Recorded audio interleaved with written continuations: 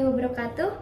Perkenalkan, nama saya Anggita Dian Rahmawati, NIM 20031102214. Di sini saya akan menjelaskan mengenai jenis dan mekanisme kredit perbankan Bank BTN untuk memenuhi tugas UTS mata kuliah bank dan lembaga keuangan lain yang diampu oleh Ibu Wiwin Julianti, SPD MAK. Yang pertama, saya akan menjelaskan mengenai tata cara pengajuan kredit di Bank Tabungan Negara atau BTN.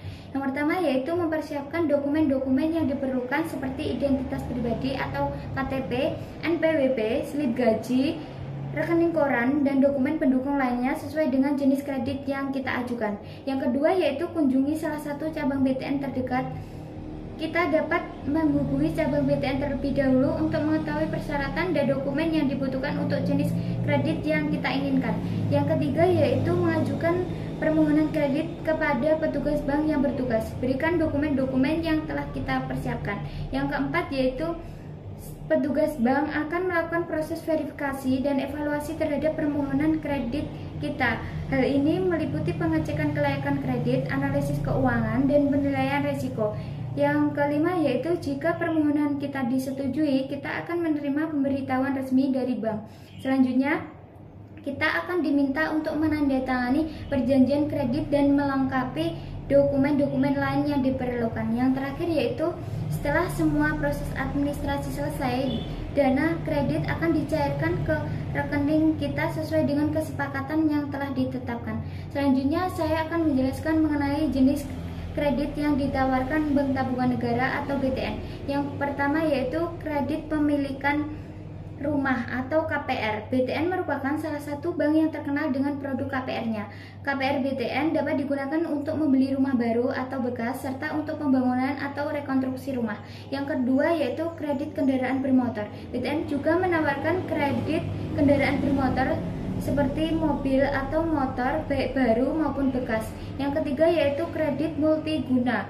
Jenis kredit ini dapat digunakan untuk berbagai keperluan seperti pendidikan, pernikahan, rekonstruksi rumah, atau kebutuhan lainnya. Yang keempat yaitu kredit usaha rakyat atau KUR. BTN menyediakan KUR untuk mendukung usaha mikro kecil dan menengah UMKM, dan KUR BTN dapat digunakan untuk modal usaha, pembelian peralatan atau pengembangan usaha. Yang kelima yaitu kredit tanpa agunan. BTN juga menawarkan tanpa kredit agunan yang dapat digunakan untuk berbagai keperluan pribadi seperti biaya pendidikan, perjalanan, atau kebutuhan mendesak lainnya.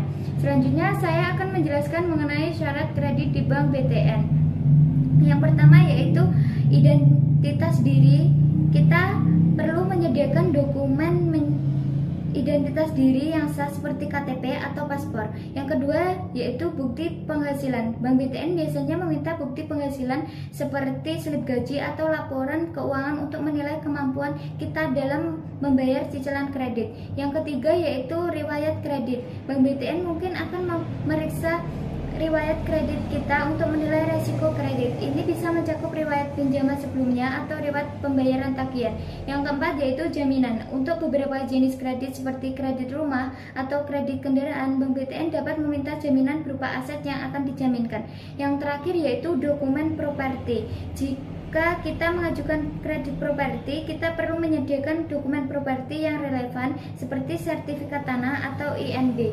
Sekian yang dapat saya jelaskan, ada kurang lebihnya saya mohon maaf. Wassalamualaikum warahmatullahi wabarakatuh.